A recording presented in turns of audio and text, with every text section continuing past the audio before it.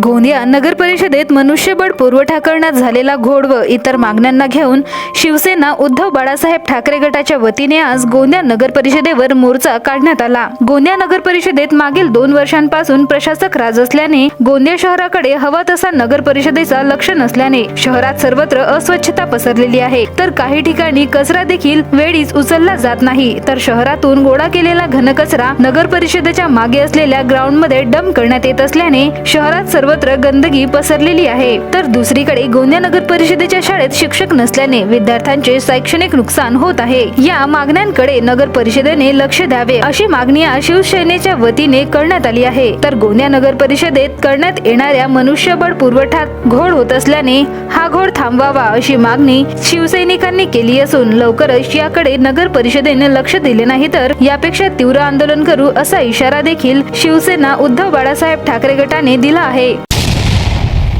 हमने 14/12/2023 को एक माहिती के अधिकार लगाए थे, जो नगर परिषद में पिछले 7-8 साल से जो मनुष्य बल को लेके मेन पावर सप्लाई को लेके जो धांधली चल रही है, उस धांधली को देखते हुए हमने एक माहिती लगाए थे।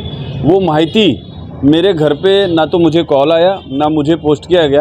बाद में 1 महीना होने के बाद जब ब की कार्रवाई करने के लिए हमने उसको आगे बढ़ाया, तब हमें आवक जावक के माध्यम से वो माहिती दी गई, वो भी आधी अधूरी माध्यम से दी गई, आधी अधूरी जानकारी थी उसमें।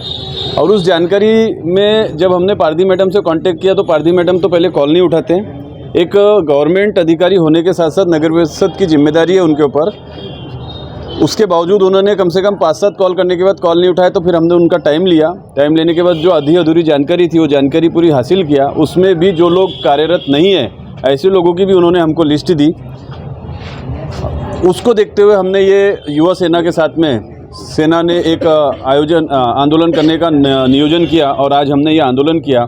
इस आंदोलन का मुख्य कारण ही और उद्देश्य हमारा ये है कि जो चल रही नगर परिषद में धांधली है उसमें सुधार हो और किसी भी एकाधिकार जो स्थापित किया गया है नगर परिषद के अंदर की किसी भी एक एजेंसी को ही हम ये काम देंगे और उसमें सभी लोगों की मिली जुली भगत चल रही है।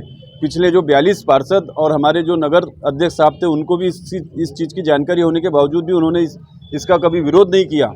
उसी के लिए हमने आज ये आंदोलन किया है और जल्दी अगर इस आंदोलन का हमें सही रिजल्ट नहीं मिला तो हम अपने स्टाइल में फिर इसका विरोध करेंगे, हम ऐसा आश्वासन।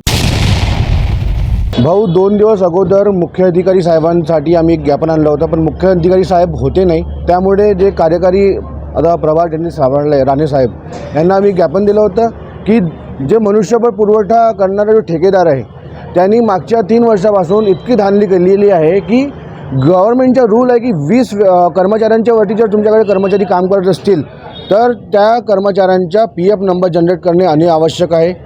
ESIC कार्ड बनवणे आवश्यक आहे, कारण की कोणत्याही कर्मचारीला अनावेळेस काही अपघात झाली तर त्याचा जो पैसे लागणारे हॉस्पिटलमध्ये पैसे आहेत ते परत गव्हर्नमेंट परत करते, यासाठी ESIC नंबर ESIC कार्ड राहते।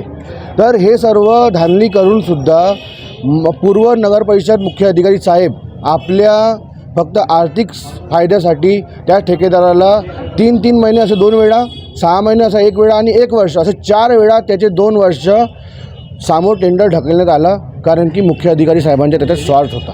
आत्ता आम्ही जेव्हा आंदोलन घेऊन आलो तर राणे साहेबांनी सांगितले की 26 तारखेला नवीन टेंडरचं प्रकाशन केलेलं आहे, 6 तारखेला त्याची लास्ट डेट आहे, 7 तारखेला नवीन टेंडर ओपन होणार आहे आणि नवीन जो ठेकेदार राहील त्याला मनुष्यबळ पुरवठा करण्याचा ते टेंडर देणार आहे। तर हा 7 तारखेपर्यंत आम्ही 10 तारखेपर्यंत वाट बघू, जर हा झाला नाही तर पुन्हा युवा सेना नगर परिषदवर आक्रमक होईल, याची मी राणे साहेबांना पण दखल दिलेली आहे। भंडारा गोंदिया जिला वासियों के लिए खुशखबर है। अब आपका मनपसंद channel BS crime India news अब आपके केबल नेटवर्क पर, जी हां, अपने केबल नेटवर्क के एशियन चैनल नंबर 13 पर उपलब्ध है। BS क्राइम इंडिया न्यूज पर खेल, राजनीति, क्राइम, साहित्य व अन्य खबरें प्रकाशित की जाती है। हमारे साथ जुड़ने के लिए तथा हमारे चैनल में खबरें, विज्ञापन आदि के लिए संपर्क करें 8669151757 पर।